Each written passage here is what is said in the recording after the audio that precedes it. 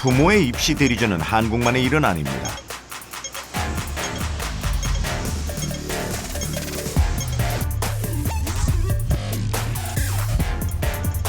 극성스러운 교육열로 타이거맘이라 불리는 홍콩 학부모들.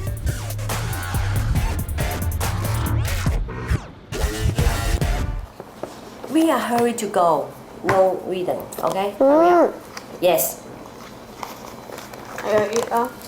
Phải đi la. Hurry up. You have music assessment today, right? No. Or yes. Yes or no? Yes. Have we studied it Yes. already? Mm-hmm. Hurry up. 아이들과의 대화 주제는 온통 시험 성적과 공부에 관한 것입니다.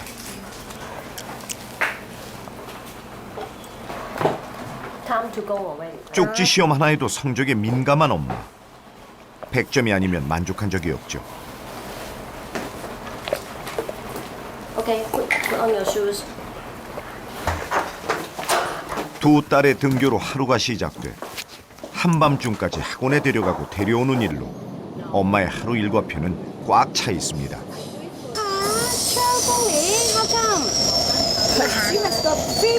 Free happy smile. But you want only a free. Just free. What is the mistake? What is your mistake? Just make a comparison. We're gonna write this one, and he minus one more. This silly mistake. 엄마의 높은 기대가 버겁지만 아이는 끊임없이 공부할 수밖에 없습니다. I think, of course, at least my basic goal for them, they have to finish her university study. This is my minimum expectation.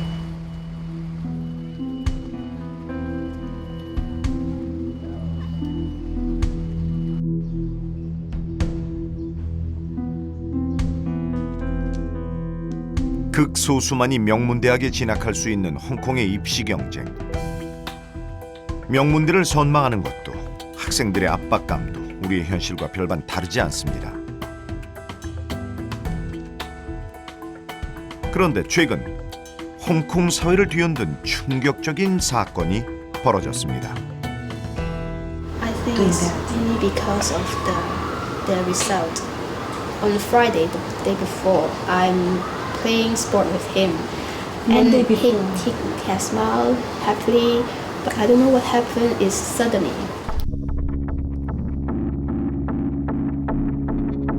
(2015년부터) (2016년) 1년 사이에 일어난 학생들의 잇따른 자살.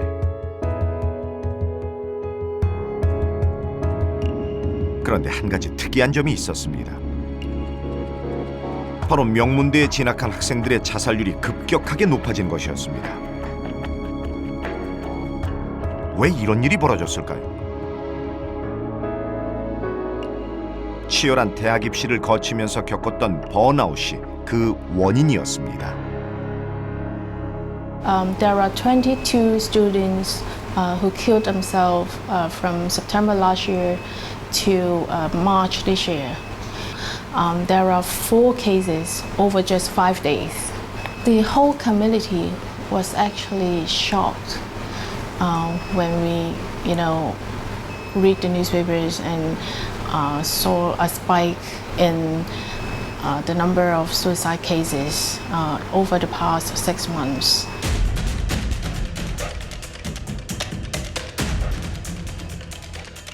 홍콩의 명문대에 진학하기 위해서는 무엇이 필요할까요? 그 치열한 전쟁 속에서 학생들과 부모들은 무엇을 해야 할까요? Basically, you have to top A in every subject to enter university. I think nowadays the parents usually have a lot of to train their children to win at the beginning. So they always have even have tutorial in the kindergarten to help them to get a higher mark to enter a better school for the future.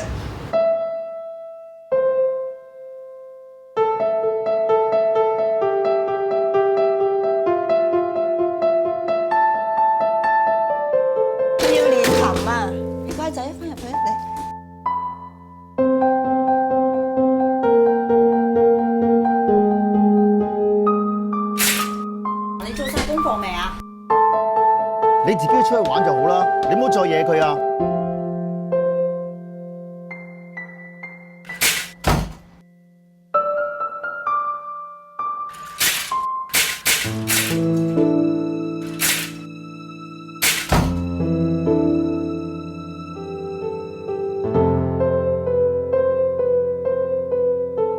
！Come late for your class. You know, in the advertisement, the Hong Kong people are advised to let our children to play freely for at least 1 hour a day. So this is really what our children are facing. They even have no time to play. This is the problem. 홍콩 대학교 로빈 멜로코 교수의 연구에 따르면 교도소의 죄수들보다 초등학생들의 야외 활동 시간이 적었습니다. 놀 시간조차 허락되지 않는 입시 전쟁 속에서 아이들은 사육당하고 있는 것이죠. 홍콩 학생들의 학업 시간도 충격적이긴 마찬가지입니다. 하지만 세계에서 가장 많은 시간 동안 공부하는 건 바로 한국의 학생들입니다. 학생들의 연수의 자살로 큰 충격에 빠진 홍콩 사회. 그들은 어떤 고민을 하고 있을까요? What I'm always thinking is that is studying more important than the life, and then ask them to conform to whatever that we want them to do. We want whether we want a generation which can have independent and critical thinking, or we just want a generation who are able to listen and follow what the people in the past tell them to do.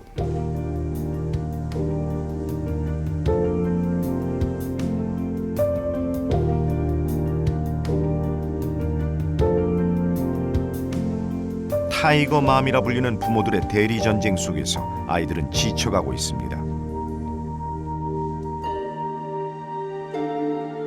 아이들의 이딴 죽음 앞에서 인재 양성을 위한 홍콩 사회의 고민 또한 깊어져 가고 있습니다. 여기 남다른 창의와 혁신으로 기존의 틀을 깨고 새로운 것에 도전한 사람들이 있습니다. 끊임없이 실패하며 스스로의 힘으로 거둔 성공이었죠.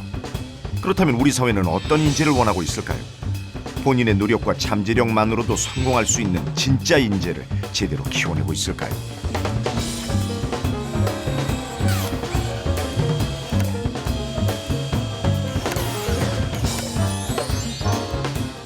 (2011년) 로봇을 좋아했던 한 소년의 실제 이야기입니다.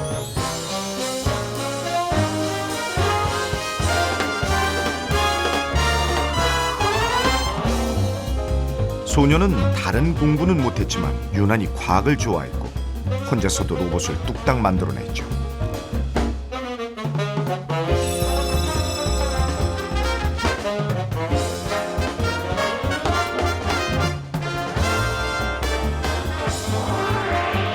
전국 로봇 대회에서 1등, 한국 대표로 출전한 국제 로봇 올림피아드에서 3등상 수상.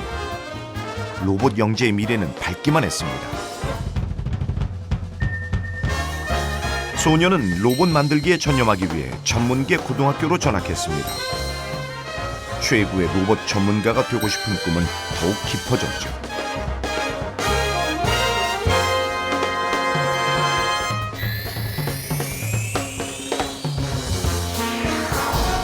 소녀는 그토록 바라던 과학 특성화대학에 입학했습니다. 하지만 대학에 들어온 후 로봇에 대한 소년의 꿈과 열정은 곧 벽에 부딪혔습니다.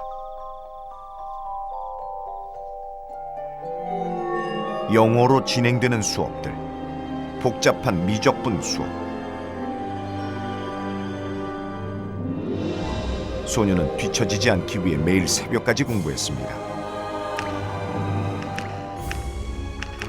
코피를 흘리며 열심히 노력했지만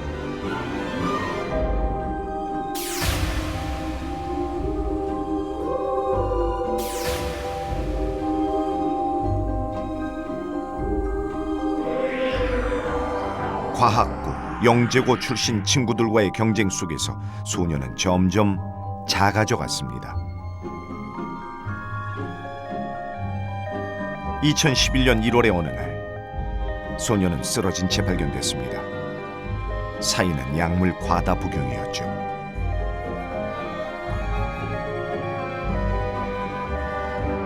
로봇을 사랑하던 소녀의 꿈은 그렇게 1년 만에 사라졌습니다. 로봇을 사랑했던 진짜 인재의 죽음. 우리 사회는 노력과 잠재력을 마음껏 발휘할 수 있는 환경을 만들어주지 못했던 것이죠. 그렇다면 부모 배경으로 치장한 학생을 가짜 인재, 본인의 노력과 잠재력으로 성장한 학생을 진짜 인재라고 했을 때 이 둘은 어떤 차이가 있을까요? 제작진은 진짜 인재, 가짜 인재의 차이를 볼 수 있는 놀라운 자료 하나를 입수했습니다. 2013년부터 2016년까지 4년간의 학점 변화를 살펴보겠습니다. 입학 당시 가장 우수한 성적이었던 영재고 아이들의 학점은 갈수록 하락하고, 꼴찌였던 일반고 아이들은 영재고 학생들을 무섭게 추격하여 대학 2학년을 마칠 즈음에는 완전히 역전하게 됩니다. 높은 학비 부담으로 부유한 학생이 다수인 영재고는 사교육과 선행학습을 등에 업고 처음엔 앞서기 시작합니다. 하지만 이 효과는 오래가지 못합니다. 수업이 어려워지는 2, 3학년 무렵부터 부모 배경이 아니라 학생 본인의 노력과 잠재력이 빛을 발하기 시작하는 것이죠.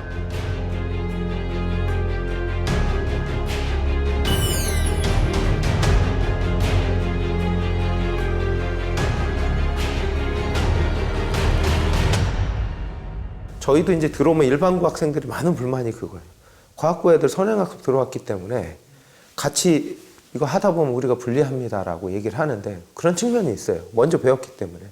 근데 그 2학년 전공 들어가게 되면 지금 현재 뭐 과학고 아무리 한다지만 이게 전공 수업까지 커버하지는 못하거든요.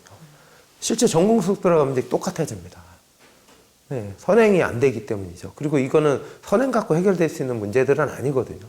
왜냐하면 각 전공에 들어가면 이제 정말 그 깊이 있는 내용들이 나오고 이거는 뭐 미리 배운다고 할 수 있는 내용들이 아니거든요. 오히려 사육당하지 않았기 때문에 다양한 생각을 할 수 있었다. 만일 이 학생의 진로를 쉐이핑하기 위해서, 만들기 위해서 부모가 초등학교 때부터 개입한다. 제 보기에는 사육당한 어떤 인재도 어떠한 다양한 경험을 한다고 하더라도 상당 기간 잘 양육되어 왔기 때문에 스스로 무언가를 결정하고 그걸 실행하는 데 익숙하지 않다. 부모의 경제력과 사교육으로 만들어진 가짜 인재.